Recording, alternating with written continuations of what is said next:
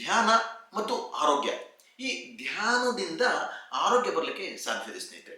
ಯಾಕೆಂತ ಹೇಳಿದ್ರೆ ನಮ್ಮ ಒಂದು ರೋಗ ನಿರೋಧಕ ಶಕ್ತಿ ಮತ್ತು ಪೂರ್ತಿಯಾದ ಒಂದು ಆರೋಗ್ಯ ಧ್ಯಾನದಿಂದ ಬರಲಿಕ್ಕೆ ಸಾಧ್ಯತೆ ಸ್ನೇಹಿತರೆ.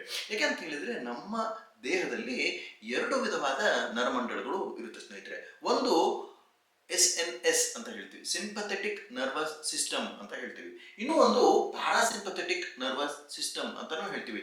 ಈ ಪ್ಯಾರಾಸಿಂಪಥೆಟಿಕ್ ನರ್ವಸ್ ಸಿಸ್ಟಮ್ ಏನಾದ್ರು ಬಹಳಷ್ಟು ಕಾರ್ಯಾಚರಣೆಯಲ್ಲಿ ಇತ್ತು ಅಂತ ಹೇಳಿದ್ರೆ ನಮ್ಮ ಹೀಲಿಂಗ್ ಪ್ರೋಸೆಸ್, ನಮ್ಮ ರೋಗ ನಿರೋಧಕ ಶಕ್ತಿ ಬಹಳಷ್ಟು ಪ್ರಬಲವಾಗುತ್ತೆ ಮತ್ತು ನಮ್ಮಲ್ಲಿ ಇರ್ತಕ್ಕಂಥ ರೋಗದ ಒಂದು ಶಕ್ತಿಗಳನ್ನ ಪೂರ್ತಿಯಾಗಿ ಕಡಿಮೆ ಮಾಡುವಂತಹ ಸಾಧ್ಯತೆ ಈ PNSಗೆ ಇರುತ್ತೆ, ಅಂದ್ರೆ ಪ್ಯಾರಾಸಿಂಪಥೆಟಿಕ್ ನರ್ವಸ್ ಸಿಸ್ಟಮ್ಗೆ ಇರುತ್ತೆ ಸ್ನೇಹಿತರೆ. ಸೊ ಹೀಗಾಗಿ ಈ ಪ್ಯಾರಾಸಿಂಪಥೆಟಿಕ್ ನರ್ವಸ್ ಸಿಸ್ಟಮ್ ಬಹಳಷ್ಟು ಪ್ರಬಲವಾಗಬೇಕು, ಬಹಳಷ್ಟು ಶಕ್ತಿಯುತವಾಗಬೇಕು ಅಂತ ಹೇಳಿದ್ರೆ ನಾವು ಮೆಡಿಟೇಷನ್ನ ದಿನಂಪ್ರತಿ 10ರಿಂದ 15 ನಿಮಿಷ ಅಥವಾ 20 ನಿಮಿಷಗಳ ಕಾಲ ಮೆಡಿಟೇಷನ್ ಮಾಡಿದ್ರೆ ಬಹಳಷ್ಟು ಒಳ್ಳೆಯದು ಅಂತ ನಮಗೆ ತಿಳಿಸ್ತಾ ಇದೆ ಸ್ನೇಹಿತರೆ.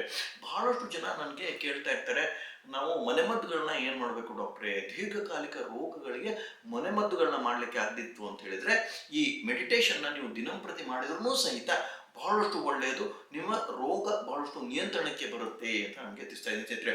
ಸೊ ಹಾಗಾದ್ರೆ ಈ ಮೆಡಿಟೇಷನ್ ಮಾಡುವಂತಹ ಪದ್ಧತಿ ಹೇಗೆ, ವಿಧಾನ ಹೇಗೆ ಅನ್ನೋದನ್ನ ಸ್ವಲ್ಪ ತಿಳ್ಕೊಳ್ಳೋಣ ಸ್ನೇಹಿತರೆ.